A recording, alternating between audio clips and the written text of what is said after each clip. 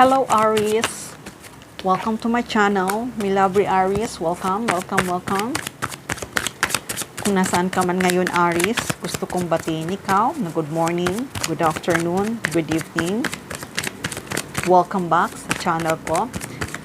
Sa mga viewers na hindi pa nagsusubscribe, don't forget, paki-like and subscribe sa aking channel. Sa mga new subscriber, welcome. Okay, Aries, ano nga ba ang mensahe for Aries?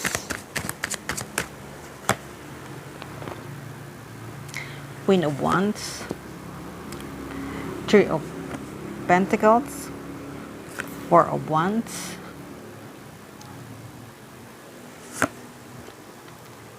the Emperor, Ace of Cups, the Empress, Three of Wands.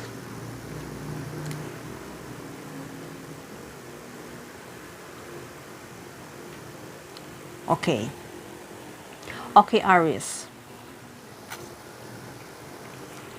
Sa nakikita ko, Aries, ay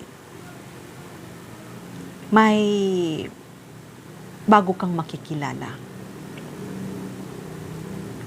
Itong tao na tong itong tao na to na makikilala mo, na bago mong makikilala, ay ito ay isang pag-ibig. Maaari itong tao na to ay isang boss, leader, CEO, manager. Itong tao na to ay may katungkulan to, entrepreneur to. Itong tao na to ay talagang mapagmahal to, mapagbigay, maintindihin, maunawain. At itong tao na to ay talagang nakikita ko na siya talaga ang kamatch mo. Kaya kung pipiliin mo tong tao na to na makikilala mo, itong bagong pag-ibig na to na darating para sa'yo, ay nakikita ko na magiging masagana ang buhay mo. Dahil nga na itong tao na to, siya talaga ang kamatch mo.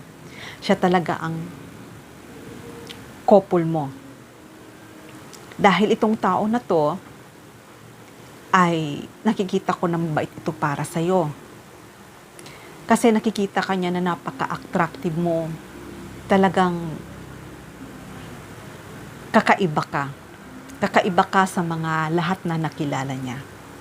Kaya, Aries, kung naghihintay ka at gusto mo na i-accept itong darating para sa'yo, nakikita ko na maaaring itong tao na to manligaw sa'yo at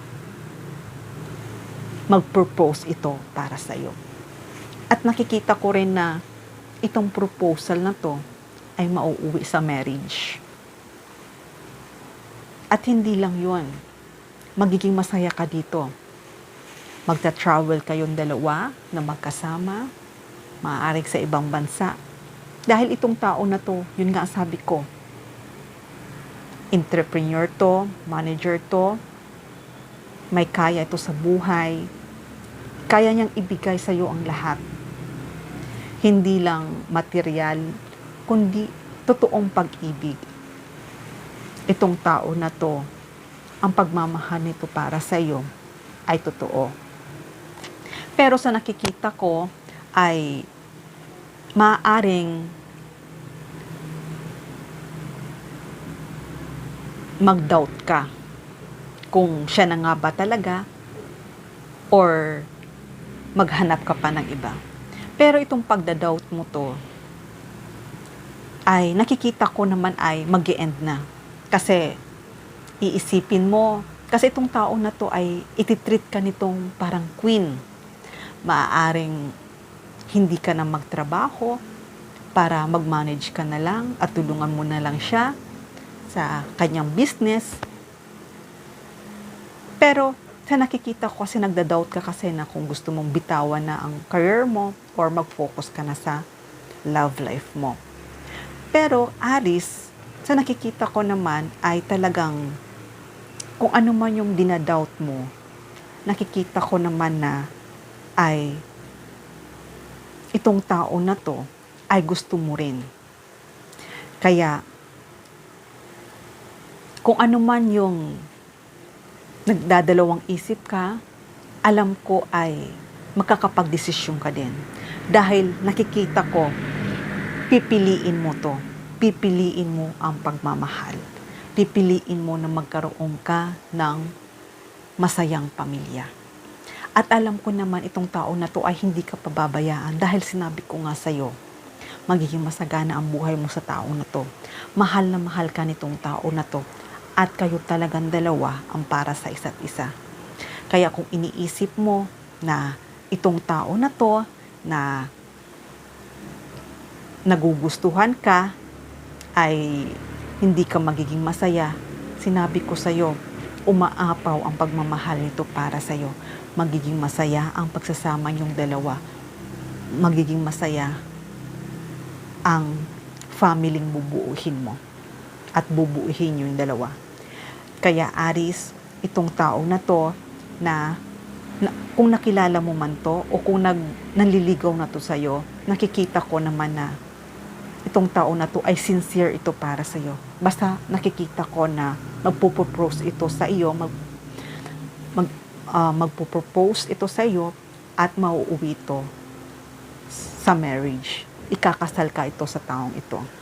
Kaya, Aries, alam ko kung ano man decision mo ay magiging masaya ka sa pamilya mo at sa pamilya niyong bubuhin. Dahil itong tao na to ay ititreat ka ng isang aalagaan ka. Ang ibig kong sabihin na aalagaan, hindi ka problema.